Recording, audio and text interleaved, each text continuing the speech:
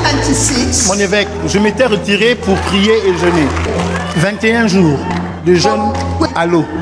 21 jours de jeûne où j'étais enfermé dans un appartement où je n'ai pas vu le visage d'un homme ou d'une femme. Au 14e jour, Dieu m'a visité et il m'a parlé. Il m'a dit deux choses.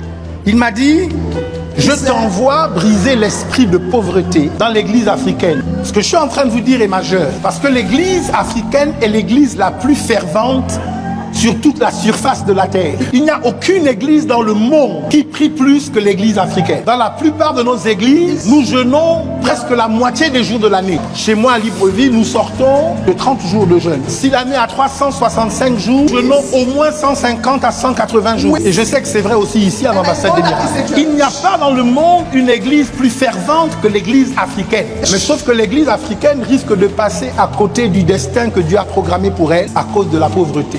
Il n'y a jamais eu de réveil dans le monde qui parte des pays pauvres vers les pays riches. Jamais. Chaque fois que Dieu a voulu utiliser une région du monde pour affecter une autre région, Dieu a commencé par l'enrichissement de ce qu'il veut utiliser. Et comme Dieu a un plan extraordinaire pour l'église de l'Afrique, même les Blancs le disent. Jimmy Swaggart l'a prophétisé. Oral Roberts l'a prophétisé. En disant que le mouvement le plus glorieux dans l'histoire de l'humanité par l'église se fera au travers de l'église africaine.